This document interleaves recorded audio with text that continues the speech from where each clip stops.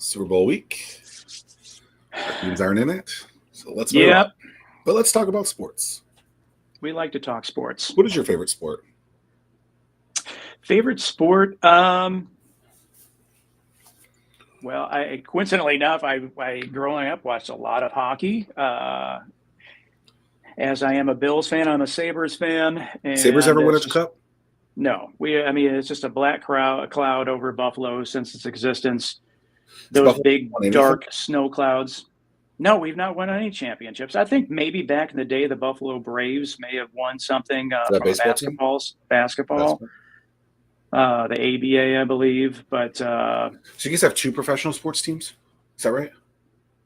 Got the Sabres, the Bills, and then we have professional lacrosse, I believe, the Buffalo Bandits. That doesn't surprise me. Is it PLL? I don't know. I guess I was not living in Western New York at that time, so I don't. Well, isn't New York like the big lacrosse thing? I always thought maybe. I don't know. It is definitely a popular sport in the Northeast for sure. I think that Springfield might have just launched some sort of professional level lacrosse. No, Virginia. Huh. I don't know. I mean, I would just call that DC. Okay, so running is your hobby? Would you say that? Yeah, it's my therapy. It's free therapy. Keeps me sane. Well, it's not free. It's not free. Cost you gotta buy the shoes. Yeah. You gotta buy the shoes. Yep. And the socks. You wear socks? You wear socks. Oh yeah. Yeah. Got it. Someone asked me the other day, what are your hobbies? I was like, I don't know. I watch wrestling. Like, is that ridiculous? Yeah. So how did you meet today's guest? We connected on LinkedIn. And so like backstory, I guess, is part of my Air Force journey and travels. I was stationed in Grand Forks, North Dakota. Grand Forks, North Dakota is home to the University of North Dakota, UND. And I believe UND has produced more players in the NHL than any other university. And that's just a hockey factory for the NHL. And is that because most hockey players don't go to college? I don't know. That would be a great question for today's guest. Is that the answer? Hell, I don't know the answer to that. I know that would be my guess. They had a lot of egos when they were there. At University of North Dakota, they just produce hockey players. They're a hockey factory, as you said, Tim. And thanks for having me on the show, guys. What they do is they recruit really well. Probably half of the players that play professionally go to college. They start in college. So if you think about it, in the NHL, the draft is as an 18-year-old. Most guys at 18 aren't ready for college yet. So they go play a couple of years of junior hockey, and then they end up at North Dakota or BU or BC or Wisconsin. But when you talk hockey schools and the traditionally successful programs, it's North Dakota. Former captain of the team I worked with for 22 years, Jonathan Toews, was a star at North Dakota.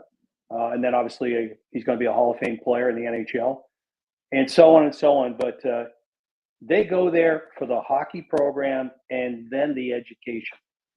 And not many of them stay. If they're really good hockey players, they'll put in 1-2 years, then they'll turn pro. And the other guys will stay as long as they can. They'll get their 4-year degree, and then they'll go play in the ECHL, American League, or maybe even NHL. Got it. You're from Nova Scotia? From the Great White North, Nova Scotia. Yeah, grew up there. Left home at 16 years old with my identical twin brother, who was a goalie. I was a defenseman. And we moved to Saskatchewan to play junior hockey, major junior hockey, it's called. And so that was 16, 17.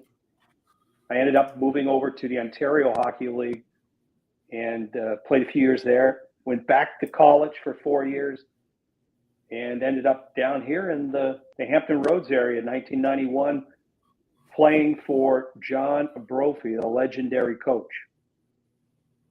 Huh. Does it get cold up there?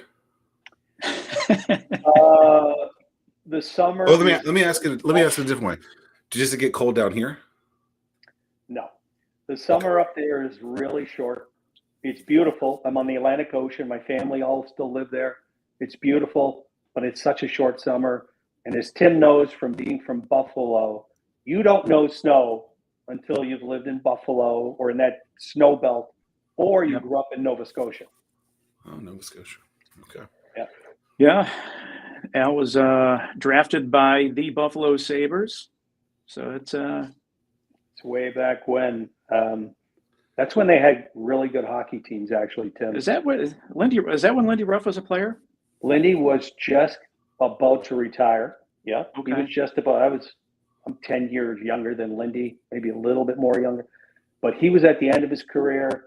But they had Phil Housley. Oh, yeah. You go through Sylvain Turgeon, Sylvain or Pierre, one of the brothers. Barrasso was there, Tommy Barrasso. Yeah, that generation of guys, they had really good teams, but they weren't able to get over the hump. They just never won. You're up against some really good French. Edmonton was the powerhouse at the time. The Oilers with Wayne Gretzky and Messier. You had Montreal was always perennial good. Toronto was good. Just tough. It was tough to win. What do you think it is about that hump, right? Not necessarily just about Buffalo, right? Because it's hard for them to get over the hump.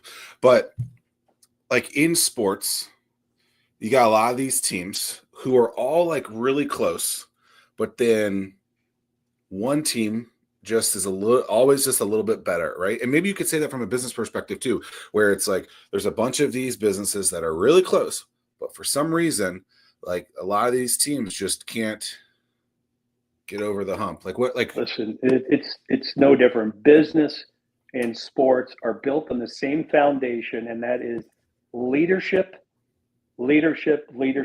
and character.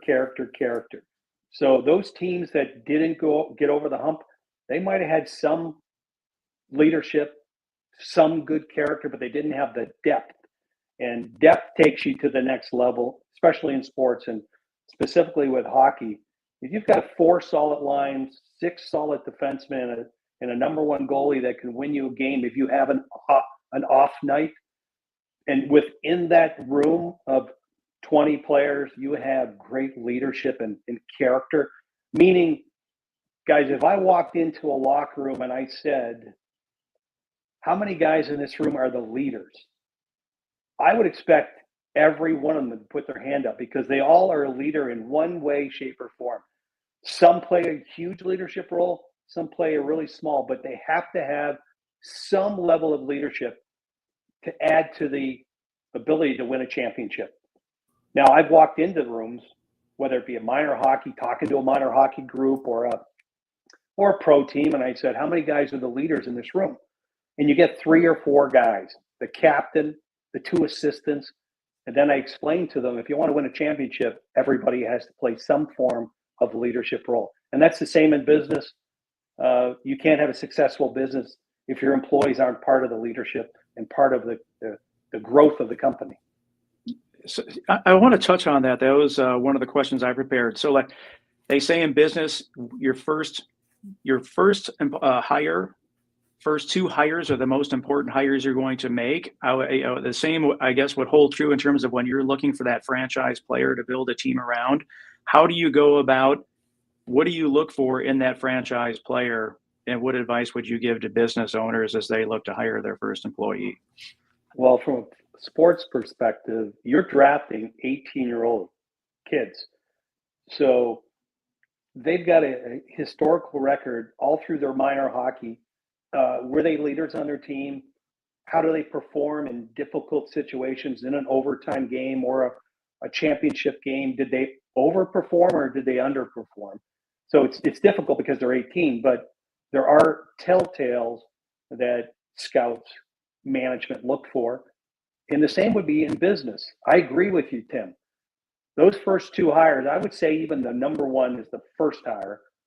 When you hire that person, you have to hope and assume and be confident that if you're not there, that they're doing things exactly like you want it done.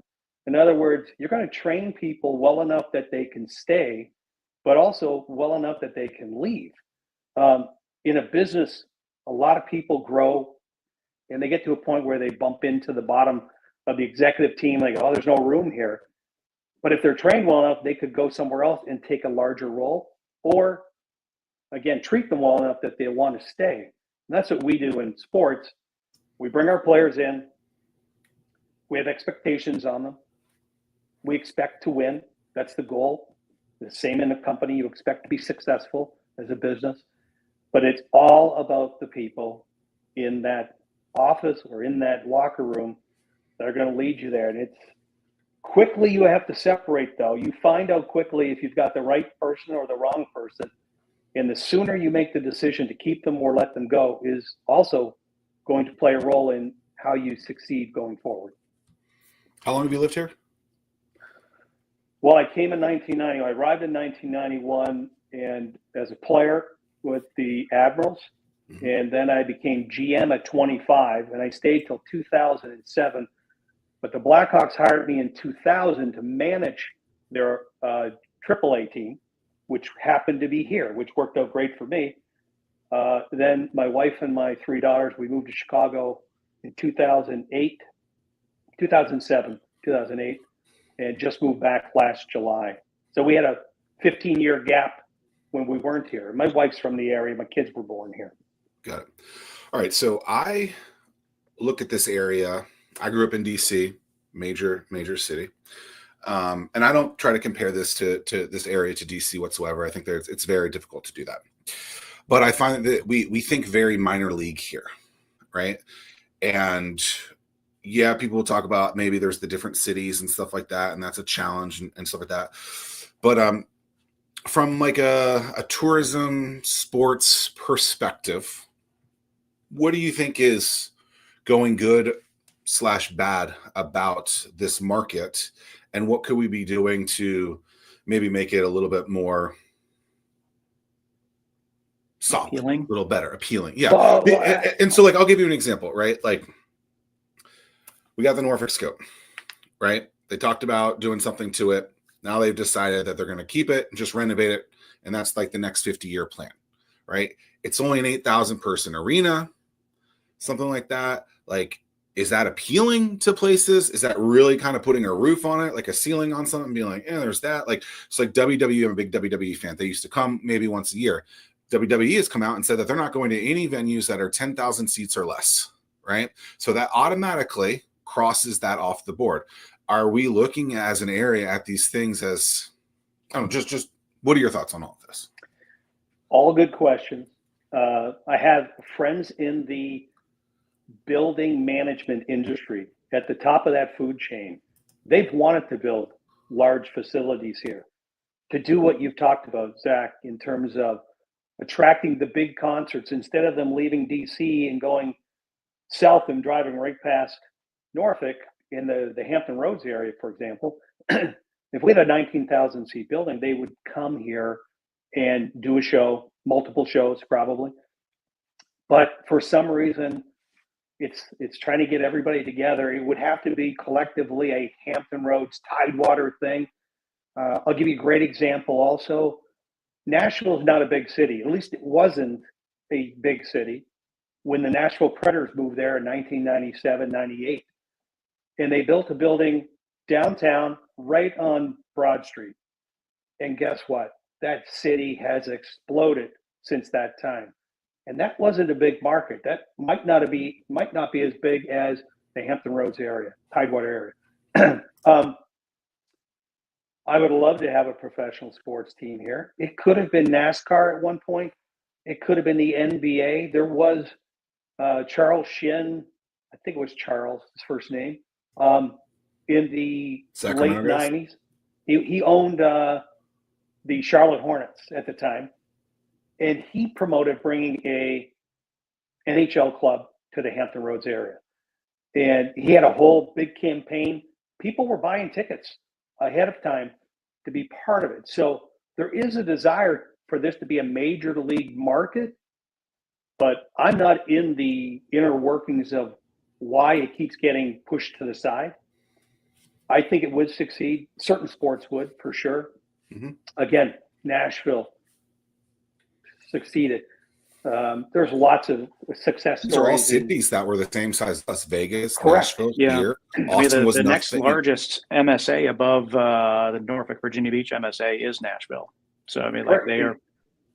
Look, and I didn't even know that. See, I must be clairvoyant here, guys. But I sit here and I watch the growth of these small markets because they put a professional franchise in. It doesn't have to be hockey. It could have been the NBA. It could have been something else. But it exploded because people want to be where people are. You know, Broad Street was already doing okay. It's off the chart how successful. If you go to Nashville right now and you look at the development of hotels, we used to fly in there and we were like, where are we going to stay? I'm talking with the NHL club. Excuse me. We didn't have a lot of options. Now there's a plethora of options because it just keeps expanding. And I think the same could be said about the Tidewater area. If they put the team here and they put the arena in the right location so all the cities had access to it, I think it would take off. What was it like going to Chicago, to a large market area? I mean, it just, was it just a shock, or were you prepared for that as a player? Are we talking about from a quality of life standpoint or working standpoint? I guess all of the above. Yeah, I mean, is it just the expectations? They're going to a major market that, hey, I guess how was the Blackhawks as an organization when you first started, and it took you a couple of years to get the first Stanley Cup? Yeah, when I arrived working for the Blackhawks in 2000, they were the doormat of the NHL. And that's not disparaging. They were really struggling season tickets were in the 5,000 or 6,000 range in a 21,000 or 20,000 seat building.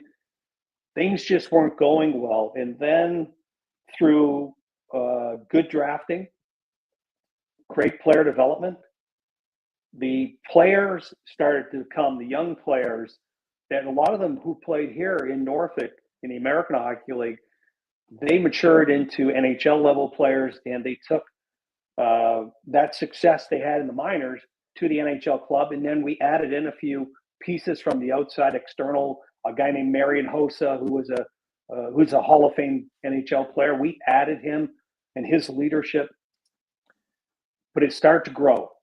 And as it started to grow, you almost felt like you were part of the beginning of the Rolling Stones or the Beatles when they went on the road and started to grow, and people started to get to know, not to compare the two like that, but the reality was it took off to a point where we had 10,000 people on a waiting list to get season tickets. Now, remember, I said we only had 6,000 season ticket holders at one point. Now we've got 10,000 on a waiting list to get season tickets. It just took off. The city was vibrant. If you were a young athlete or even a young executive, it was the place to be. Whether we were at home, where the buzz was incredible, or if we were traveling, our fans now were traveling. They were part of this whole growth. And it was 2009, 2000. We went to the Stanley Cup or the conference finals against the powerhouse and long-standing Detroit Red Wings. They had built a franchise, a dynasty, with all the legends of the game. And we got to the conference finals, and we lost. And I remember the president and the ownership group talking about it the way home. We're almost there. But almost there doesn't mean anything until you get there, right? You can climb to the peak of Mount Everest, but if you don't touch it, you're not there. The next year, our guys came back hungry. We won the Stanley Cup that year. We were the best team in the league. We beat Philadelphia Flyers. And then we had to go through a rebuild really quick. It's a salary cap. It's a strict salary cap. All of a sudden, the better you play, the more success you have, the players reap the rewards. And we had to eliminate some players through trades, quickly eliminate them through trades. We rebuilt. We won again in 2013 in Boston. We won again in 2015 at home against Tampa Bay. So I saw the bottom of the barrel, And then I saw the trajectory going up where we'd be playing in Arizona and 2/3 of the building would be Chicago Blackhawks jerseys because we were the show to watch. And it was exciting to be part of. Excuse me. But it was back to a question you asked earlier, Tim. That was all because of leadership. It wasn't run very well up until 2000. All of a sudden, ownership put in some people in place and said, we need to turn this around. Now it might have been worth a couple of $100 million at the time. This is a 85. They've been original 16. They're original. Yeah, they're original 6. Yeah. They're now worth. I think they're the third most valuable franchise. At that year, they were probably one of the least. And I'll leave it on this note on this topic. I think it was 13. Sports Illustrated did a story, and it said the Chicago Blackhawks are the biggest turnaround in pro sports history. And it was because of the success on the ice and the success of the business. We were generating revenue that nobody thought was possible. How do you keep players hungry when you're at the peak? As I'm guessing you're going to say leadership, but how do you keep players in check, keep their egos in check, and keep them hungry? I'll answer quickly. We don't need to. We had the right players. They were self-motivated. They were hungry. These are the type of people that, yes, they won a championship today, but tomorrow morning they're already thinking about how do we win the next one? How do we stay on top? And I would say the same about the people. So you have a lot of people that work behind the scenes. It's the business people. It's the hockey ops people, the scouts all over the world, amateur pro, player development, coaches in the minor leagues. That whole system, that whole ecosystem of people have to have the same goal, and that is to be successful. That's business or sports. And we had that. We had a group of people that were really focused on continuing that success. You're seeing venues with record-setting numbers for gates, total gates, for you see stuff like the Eras Tour. Games are obnoxious. I saw tickets to the Super Bowl I think are $6,000 each for the nosebleeds. It's obnoxious. Number one is, how does Ticketmaster have a monopoly over all of this and do that? Like, is that bad for business? I don't know. Random thought. But knowing that those numbers are like that from a attendee standpoint, is it, you think they're just going to keep going up? Does something change in there? I know some stadiums are trying to go more experiential. Like, what are your thoughts on just the fan experience at games, the amount of money that it costs to go to a game? A can of beer is $24. Things like that. Like, is that good for the fans? Because you see places like Atlanta and their stadium where Arthur Blank, Home Depot creator, he's like, no, a hot dog's $2, a beer's $3, a soda's $2, and they're still very successful and they get a lot of people in there. Like, what are your just thoughts on overall fan experiences in 2025? Well, it's above my pay grade to discuss what Ticketmaster, what they have or don't have. But I will say this: it's about supply and demand. As long as there's demand there, people are going to be willing to pay. That's the kicker. And you got to based on systems, the different structures. Baseball has a luxury tax. The NBA has a salary cap. The NHL has a salary cap. The higher the revenues are, so in hockey it's called hockey-related revenues, HRR. The higher those are, the more the players get paid, because it's a 50-50 split between ownership and the players. So at the end of the day, the players want the ticket prices to increase. They want the corporate sponsorship to continue to rise, because the more that's generated, more money generate, the more money they make as well. I'm with you. I have 3 daughters, and my youngest wanted to go to the Taylor Swift concert tour, and the prices were ridiculous. Fortunately, I know this is a podcast and people are listening, but I do have some friends in the industry, and I was able to pick up a few tickets. But I would not have purchased them. Yeah. at Some that were price. saying traveling overseas was cheaper than Yes. doing it in America, which is obnoxious. I have heard that. But don't they not make money on the actual, like don't teams and venues not make a ton of money on the actual game? It's TV deals. Isn't that where all the money TV is? deal. Well, TV deal in hockey is big. It's big in all of them. Right. But the NFL, for example, they've got ticket sales. I think I've heard this. I could be proven wrong.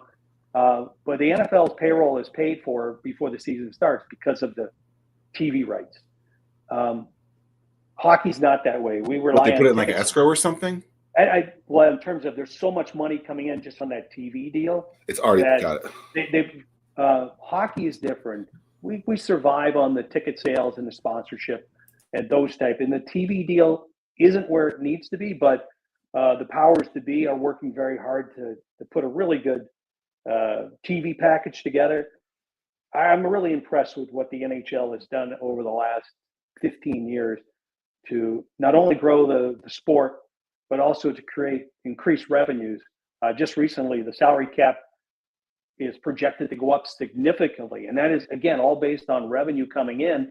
So that means the teams are successful, the league's successful, and the people running it are doing a great job. You should have shared a really cool story about the rings, the Stanley Cup rings, and the fact that everybody within the organization got the same ring. Can you share that story and the mentality behind that? Well, we're very fortunate. Not to turn the one 2015 on the wall to my left. That's the ring is in there. You can see it. And with the ownership of the Blackhawks at the time, Rocky Wirtz, he sat down with myself, the general manager, and the president, and he said, I want to make sure that every person that works here feels like they're being equally treated because they all played a role, big or small. They all played a role in our team's success. This was in 2010. So when we sat down with Jostens, the ring company, they said, okay, traditionally we were new to the ring game. The Blackhawks hadn't won in 49 years. So we're all new to the ring game. I'm sitting down with the president of Jostens at the time, and he said, traditionally there's tiers. There's the ownership of the players get the top tier ring. It's the nicest one. And then you start breaking it down 2, 3, 4, 5 levels to a point where it doesn't look anything like the original ring. I said, well, we've been given instructions that every ring is going to look exactly the same. And he's like, oh, that came from ownership. And with that mandate, Jostens created a beautiful 2010 Stanley Cup ring. They did it in 13 again and 15. And every ring, so the owner's ring is exactly the same as the intern's ring. Dollar for dollar, diamond for diamond. But that was the professionalism, the classy approach that Rocky Wirtz took to the Chicago Blackhawks and the employees. Back to our first comments about leadership, he stood tall in the leadership department. If this was a drinking game, leadership would be the word, and we would be tanked. Zach's on his A game today. Always. Viewership in the NBA and NHL apparently is down. Yet in the NFL, it's up. Probably baseball is probably down too, I would guess. Like, any thoughts on that? Are there discussions around that? Like, is it just because it's not linear anymore? What do you? Yeah, I don't have an answer to that. We'll tell you, hockey is a very in-venue sport. It's kind of best like NASCAR, in venue, right? It's people love the people that There's love hockey. nothing like the sound of skates on the ice. Yeah, I mean, it just crisp cutting sound. Well, Zach likes the fights. If you're who doesn't like a fight? Well, the majority of fans are always looking for something to happen, right? They like the physicality. It shows energy, passion. But I don't know what the reason why attendance would be down. That's for, again, people above my pay grade, but I'm sure they're studying it. The fact that revenues are up, though, Zach, is the most important thing for the various leagues. The revenues are up. And I guess if you're in the TV market trying to finalize a deal for a big TV contract, you want to be able to say, look, people are watching. But at the end of the day, revenue is up, so things are going in the right direction. So not every number is the correlate. Yeah, got it. Yeah, I think hockey's unique in the sense of it's so fast, and I think that captures everyone's attention. If you turn your head for a second, you're missing that's something. Why, Tim. That's why they had to put netting up behind the goals, and in baseball they had to put it on the first base line, and third base line, because things do happen quickly. Hockey is probably the hardest sport for a fan that has no knowledge to sit down and track the puck and track what's going on. But if you stay long enough, in terms of if you become a fan, you realize it's not that complicated a sport. It's pretty basic. You just, to your point, average speed is 20 some miles an hour. You got to follow it. You got to pay attention. Quick note: when I first came here, I'm the new guy from Canada, and we would go to these publics to schools and other events, doing little autograph signing or speaking to elementary schools and junior highs. And somebody asked me, one of the kids said one day, "Can you tell me how deep the ice is?" And I'm like, "What do you mean how deep?" "Well, underneath the ice, how deep is the water?" And I'm from Canada. Everybody knows it's only 2 inches thick. But the reality is not everybody was exposed to hockey. And, especially here, it's a warmer area, right? I mean, is there one rink? Like, at that time, there was one little practice rink called Iceland, and it was even cold by my standards, but it was tiny. The local owner now, Patrick Kavanaugh, owns a facility called Chill Ponds. Yeah, that's by me. Right. And Patrick also owns the Admirals. Because he was a former player, he has a lot of passion for the Admirals. He's done a fantastic job with his group. Attendance is up. The team's doing well. I'm a big fan of their coaching staff. Jeff Carr has done a wonderful job. That's what you need to grow the sport in this area. You need the local community arena to be successful, and people want to go there to learn to skate, learn to play hockey, or figure skating, whatever it might be. And then the pro team to have the same synergy through the same ownership to be growing and the popularity growing. A lot of transplants down here, right? From up north. Yep. Are you familiar with the Savannah Bananas? Yes. So I don't know. I look at these arenas, whether it's Harbor Park, whether it's the Scope, and even if attendance is up, it's never sold out, right? It's very rarely sold out. Then you got something like Savannah Bananas. That's like, and the guy, I think his name's Jesse, who started it. Really crazy story. Really innovative for a sports team. I'm not saying go and be the Harlem Globetrotters or something like that, but like making a ticket $25 all inclusive, like. It just seems like if you were to make food a little bit cheaper, like doing, and I know, like why don't we have these conversations? Or maybe they have the conversation, like, but why don't we do that? Like, it's like, well, he's genius. He's the genius, obviously. He is, but we can just go copy him now and just say, look, $25 ticket. Like, people are still going to go drink a $27 beer. But he's in the 100% entertainment business. But he wasn't before. He created that. I don't think he's worried about end result championships. He's selling every game like it's a Broadway show. And it's unbelievable what they've done. They're so successful. But the shenanigans, if that's the right word, that they do in the game, all the antics, you're not going to find that at the Admirals game, because the players are hoping to rise up to the AAA level and then to the NHL level. They're not going to get that. So I don't know how they recruit their players for the Bananas, but I'm assuming they all have. They want to have fun. On-field experience behind next to none. There are other things that you could do in an arena to make it more appealing for someone to come. They are doing that in some arenas. You'll have. They used to have the San Diego Chicken come to hockey games and baseball games, and he was actually the person that hired me with the Admirals. Blake Cullen, who started the Admirals in 1988, 89, he was friends with the San Diego Chicken. because Blake came from Major League Baseball. He had worked in baseball for most of his career. He would come down to the scope and he'd drop the puck in his chicken outfit, the whole bit. And then other people have taken off on that. You can find in different sports, there's a guy named Cameron. He goes around, he does every sport. He'll probably be at the Super Bowl. He goes up and down in the stadium. He rips off his T-shirt and hands it, and then he's got another T-shirt in the hand, and he's got like 40 T-shirts on at once. Wow. But he does dancing. Those are the things people do love. That entertainment that's outside the actual playing surface. It's just when the play starts in hockey, in particular, the fans want you to sit down so they can watch, because you have to watch because it's happening so quickly. So anyway, there's a lot smarter people than the three of us. Wow. Jesse. Yeah, Jesse Cole, that's his name, I think. Let me exclude myself from both of you then.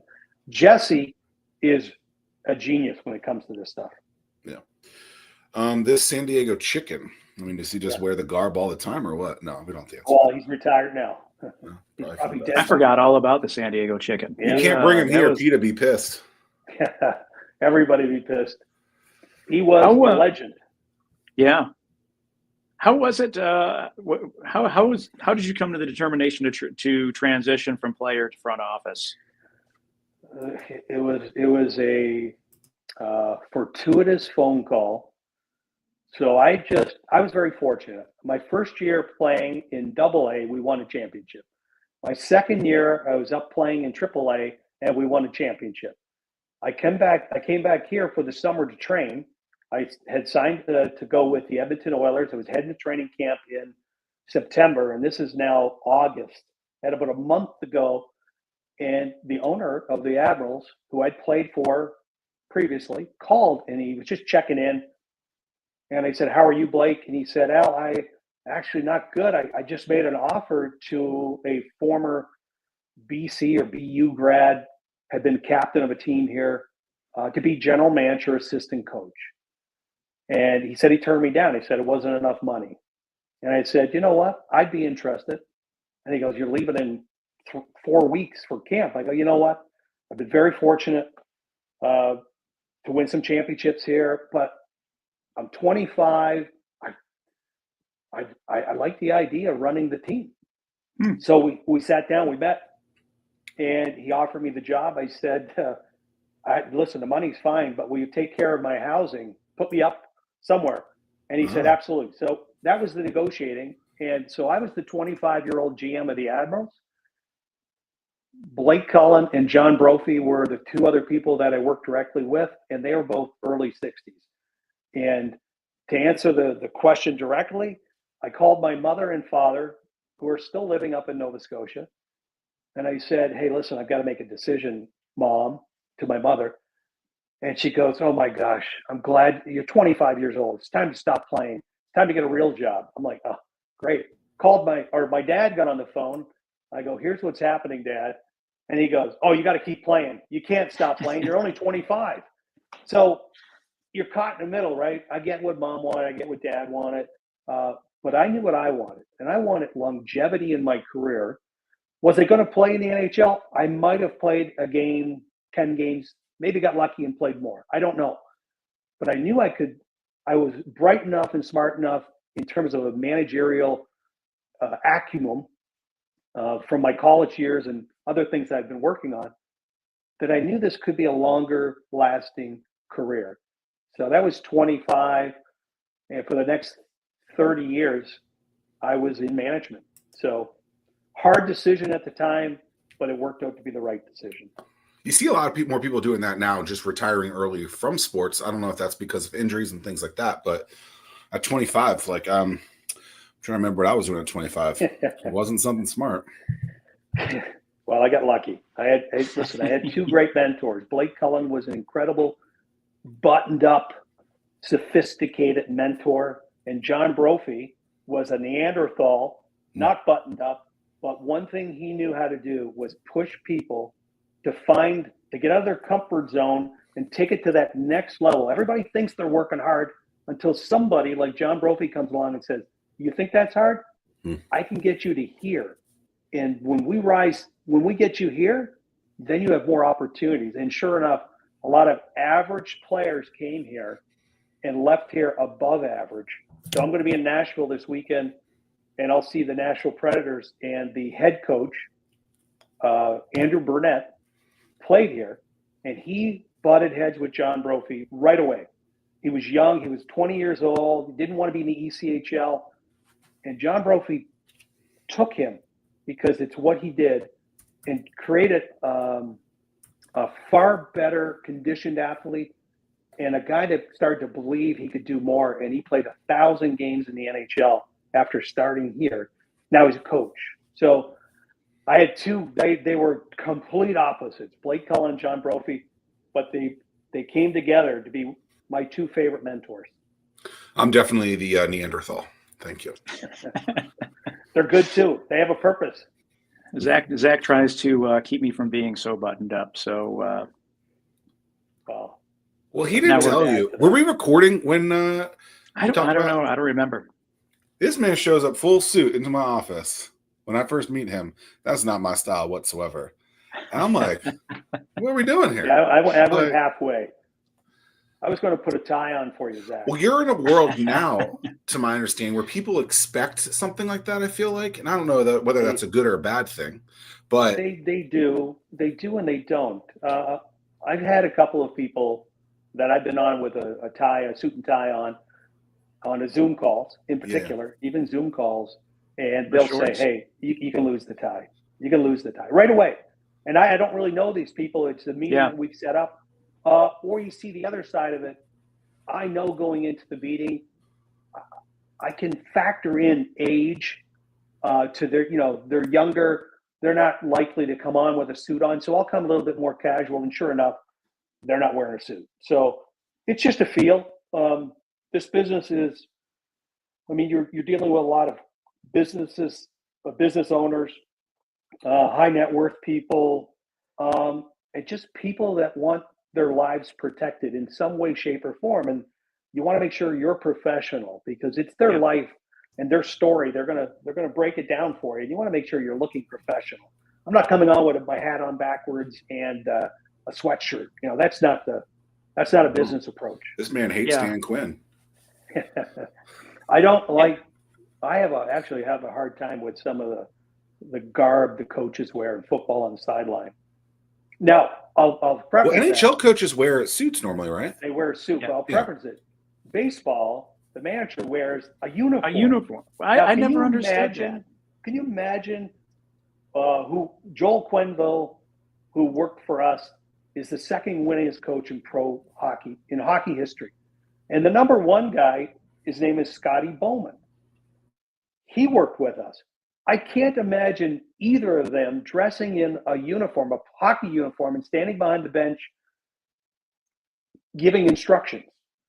They're just, so I think baseball needs to get away from that. It's just my personal feeling. Hey, all those people out there that love it, hey, that's your choice. But I'd rather see them buttoned up, looking the part. There's a guy in college that does a suit, PJ Fleck, Minnesota. In baseball? In college football. Okay. Yeah. I like that. But he's the only one. Tim? Yeah, some of them are they've just got the pullover, no big cut deal. off sleeves like Belichick. Yeah. Show the gun. This might be the most important question of the show. But why do they call it in hockey? Why do they call it a sweater versus a jersey? Ooh. No, we don't call it a sweater. I call it anymore. Jersey. No, it's a jersey. Listen, it all depends on where you're living. It's a jersey. That's what it is. It's a jersey. Sweater is what you buy at the mall for your mother for Christmas. Good. Yeah. I really admire what you're doing today. You're you get these young kids, they're 18, 19 years old. They sign multi-million-dollar contracts and they're out there just making it rain with the money, buying cars and whatever, and you're able to sit them down and say, hey, let's do things smart. Can you touch on what it is you're doing today? And I have a follow-up question once you're done with that. No, it's a good question. Those athletes, when they start to get paid and start to make the big money, they're working through their player agent. who usually has a connection to a financial planner or a CPA, somebody like that. What we do, the guys that I work with who are specialists in the field that we work in, we approach the agent directly and we'll say, look, are you looking at the other options, not just putting their money into the market, but also some safer areas. So the line we usually use is, what is your biggest asset as an individual? And I could ask both you guys, Zach, Tim, what is your biggest asset that you have? And maybe both of you, give me one answer each. I'm sure many would say a retirement account, or the other answer would probably be your home, the equity you have in your home. Zach? I thought you were talking about in business. I like the face of the business type of thing, or like a strategy. So I wasn't looking at it from a financial perspective. Just individually, What is your biggest asset that you have? Do you know what it is? It's your ability to earn an income, because your income pays for your car insurance, your home insurance, your mortgage, your food. Everything you have in your life that revolves around your family is from your income. But nobody is talking about protecting your income. It's the one thing that'll create financial stability if you protect that. So a lot of times I break my business world into two parts. I focus with companies large and small to put a policy in place that protects income. So if, I don't know if either of you are in this, your business has this structure, but most businesses offer a long-term disability plan. And in most cases, that will only cover up to 60% with cap on it. In other words, if you're making 120 grand a year and we're only offering, it's only being covered by 60% with a cap of $10,000 a month, well, that's fine. But what if you're making $500,000 a year and the cap is $10,000 a month? That's $120,000 is all you're entitled to of the $500,000 if you become ill or injured or sick. So what we do is we come in and we look at that and we go, look, Zach, you're only getting 30% of your income protected, and you've just had a stroke, or before you have the stroke. We prepare you. Let me knock some wood real quick. But we sit it on top of that long-term disability, and we go, we can get you up to 75% full of your income. And then you're like, okay, I can support my family on that. But at 60% of your income, and then the government takes a percentage, now you're down, if you're making 100, you're getting 60,000, and then the government gets its piece. Now you're living off 40, 45 grand. That's hard to do. So we do that in one lane. And then the other lane, I work with business owners who are looking for tax efficiencies and walls of protection. So we look at your structure of your business, how it's set up, and then we go, here's what we can do for you. And we build out a strategy. And my partner, Brian, is 30 years tax attorney. His whole thing is to make sure that he takes what you've done in your business and maximize how much money, if you decide to sell, or when you die, does it go to your family? Just protecting it. It's been really interesting. And to Tim's first, these players make a lot of money. Mm-hmm. They're young. They don't think about life insurance. I'm 25 years old. I'm making 10 million. What do I need life insurance for? Well, it's not for you. It's for your family. It's for what's going to happen. You're not always going to be 25. Eventually, you're going to be older. You're going to have children. And if you can put a policy in place, a life insurance, whether it's a permanent policy or a term policy, start protecting your financial wealth. That's what it comes down to. Yeah, and it's and I think about it from a founder standpoint. You're out there, you're lucky enough to raise some capital. You raise 10, 15, 20 million dollars for your business, and you got to set the same things in place to make sure that your family is covered and that you are covered from that standpoint. So there's a lot of carryover from that and that standpoint as well. We had a lot of great conversations with a lot of very successful business owners, and they have no clue what they don't know. they're being told by CPAs and they're professionals and they're great at what they do. We're in a different box.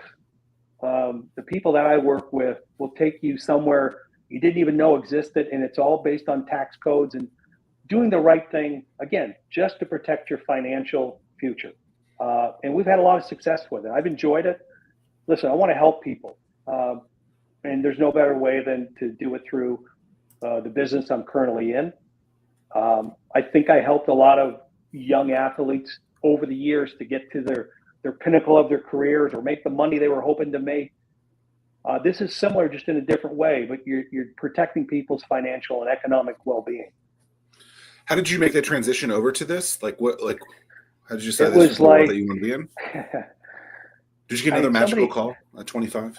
Well, I did get a magical call. And I told the guy to beat it. I had no interest, zero.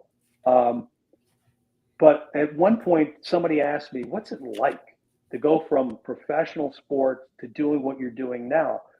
I said, imagine if I was an Olympic weightlifter and I went every 4 years to the Olympics. So 8 years later, I went back to the Olympics, but I went back as an Olympic swimmer. I'm still in the Olympics, but it's not the same. I'm doing a completely different thing. Well, I'm still dealing with people. I'm still trying to help people and protect people and put them in a position that their families are set up for life. But it is completely opposite of where I came from. I just enjoy conversations. I enjoy helping people. And there's so much synergy between sports and business. There's lists and lists of synergies, but the reality is you want to be successful on the ice. For me, I was very fortunate. We had a successful career as a player and then as a manager. Yeah. And in this business, I want to have the same success just with helping other people. So, what I hear in that is the industry is completely different, but the skill set that you've acquired over the years has facilitated this transition, to be quite easy. It reminds me of I used to be a swim coach for 9 years, right? So I'm just constantly dealing with the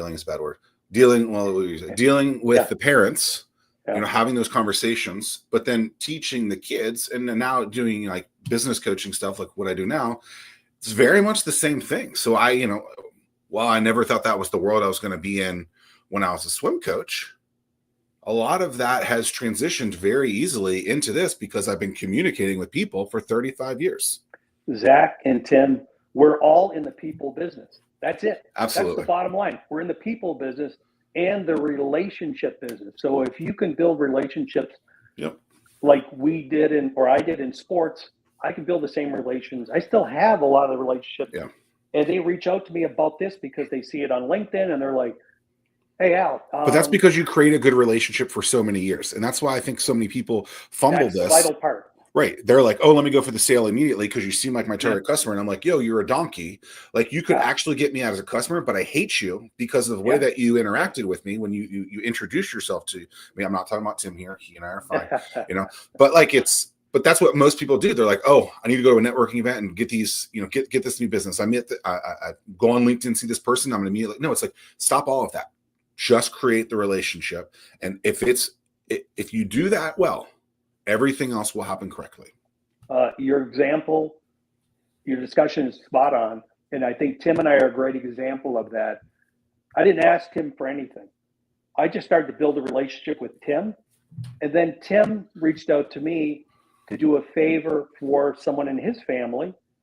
I didn't know Tim very well, but we already started to build this relationship. And I was like, absolutely. Is that fair to say, Tim? It wasn't. Yeah. You weren't asking, you didn't need something from me, and I didn't ask for anything from you, but because we have the relationship now, he trusted me enough to ask me to provide a little guidance. Yeah. And I was more than willing to. And in return, I get the radio show. I get the podcast. It's a bonus. What a bonus for me. I get to come on with you guys. Well, you didn't get the black t-shirt memo, but that's okay.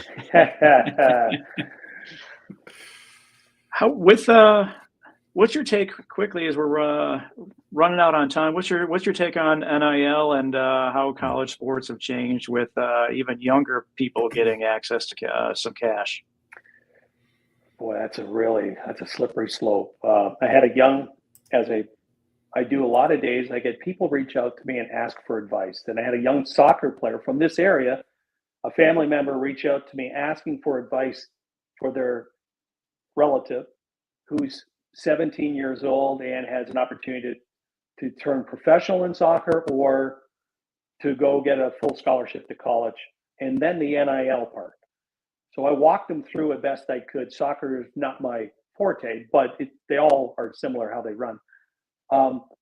But NIL in some ways is good, in a lot of ways is bad, right? All of a sudden, the landscape has changed in college football. So my daughter went to the University of Alabama. They were the powerhouse. That's correct. They were the powerhouse. And Clemson, all these schools were powerhouses. Now all of a sudden, everybody's got a chance to win because the field got leveled because money got involved. If you can pay the money, you can go out and buy yourself. But I don't know if that's healthy. I don't think that's healthy. I like the old school. I thought many years ago, if you were a college athlete, for example, football, and you went to college you entered University of Alabama, for example. If you stay all 4 years, at some point, 10 years time, 20 years time, there's a little stipend for you because you earned your education. You generate millions and millions of dollars for the university. There's a trust fund set up for you and your family when you're 40. Whatever, let's say it's 20,000 or whatever it might be. But if you go in and you stay 1, 2 or 3 years and you turn professionally, then you don't get it. So you win both ways. You turn pro, you're going to get paid. You give your 4 years to the institution and you graduate. Stipulation, you have to graduate, then you get something. That's what I always thought was the best method, but obviously, what do I know? I think the biggest challenge. Big money. Yeah. Apparently, that's changing in some capacity in April. I think colleges have changed though in this, where I think they were a lot more meaningful back in the day, and maybe they're not as meaningful now. And so I think that like comparison of you're getting a degree. You mean loyalty to the school? No, I mean that like the value college. Of the degree. The value of the degree. That's what I'm saying. The value of the degree at that school. You see players that have played at four or five different schools already. Yeah, it's obnoxious. They're just moving around, chasing. They're being recruited. But you can't blame them because we would do. A lot of people do that from a work career perspective. So let them do it. It is just different that you would see that. But I had a phone call many years ago from the owner of the Blackhawks. Who his name was Bill Wirtz, and this was early on, and he said, Al, I just want to gauge, we're thinking about moving the American League team to another city. Would you come with us if we moved from here, Norfolk? And I said, Bill, my dad worked at the same company for 37 years. I'm loyal to the people that are loyal to me. You've been loyal to me. I'll stay wherever you want me to go. I'll go with you. That is not the case in 2025 for most people. The loyalty thing is gone. Your father's generation and their father's generation, that's changed. They're job jumpers. And as a guy that looked at resumes and hired people, I would look to see how loyal they were to their previous job or jobs, or how many jobs they had jumped from. I can't afford to retrain somebody every year for the same job. So I'm looking for people that want to be part of it. Some people question retention. I think it's incredible. If your retention is 95%, that means people love working for you, or you're grossly overpaying them, which is another good thing for them, and they don't leave. But if you've got retention of 50% or less, you better start looking internally, like, why are people not staying? Mm-hmm. Okay, so you've been back, 18 months? Is that what I hear? Roughly. What's your go-to place to go get some food? It's lunchtime, could be dinner time, breakfast time. Are we plugging local No, we're trying to nail down either what the food of the region is or the best place for us to go and enjoy I'll give you two spots. The Atlantic down on Atlantic and Laskin Road. It's a fish, best oysters, clams, the whole bit. The Atlantic, and then well, I live over closer to Sandbridge. So there's a pizza place over here that my wife and I like to go over and just kind of hang out. Shore Break. I knew you were going to say that. Yeah, and the owner's a friend of mine. He's been wonderful, inviting us back to the area, and we enjoy. That's the second there. location now, right? Yes. Yeah. Yeah. They have a big Shore Drive location that's supposed to be really popular. This is the new one. This one's massive. Yeah, in Pungo. Yeah. Yeah, So, it's great, and it's 5 minutes from the house. So there you go. the thing I miss the most about Chicago is the steakhouse. Yes. The steakhouses are. I haven't found one here. I haven't found one to compete, guys. Yeah, there's a steakhouse in Chesapeake that's really good. At the new Dollar Tree kind of headquarters place. It's. I'll have to check that out. I'm kidding. Bull and something. I don't know. Well, that's the one that was downtown Norfolk for a long time. Downtown Norfolk had that. Maybe they have a second one now in Chesapeake. I don't think so. I think this is the guys who do decoys and Bird and Baldwin, I think it was called in Norfolk. Bird and Baldwin. Yeah, it's not that. I always thought Bird and Baldwin was a good steak. I love a good steak. It just till you guys. I just think that place is overrated. Okay. Well, the ones I was. It sounds like you do too, because it's not Chicago. I haven't found one here. Yeah, there's a few in Chicago that if you guys need a place to go in Chicago, I got it for you. Is that because it's closer to where they're being, Don't know the answer. They just their steakhouses are another level. Yeah. Well, Al, it's been wonderful. Is that it? Yeah, this is a fast hour. We so much stuff that we didn't get a chance to talk to, but you got a plane to catch to head off to Nashville and safe travels. I'm looking forward to it. I appreciate it. Tim, Zach, it was great. Appreciate it. I'm guessing people, if they want to get in touch with me, you guys will have something on your website. Yeah, I'll be in the show notes. We'll put that in the show notes, and really appreciate your time and hearing about the stories. Let's do it again because we're 1/10 into it all. Oh, right. Yeah. Part 1 of 10 ends now. 10. Tune in next time for part 2. Part 2.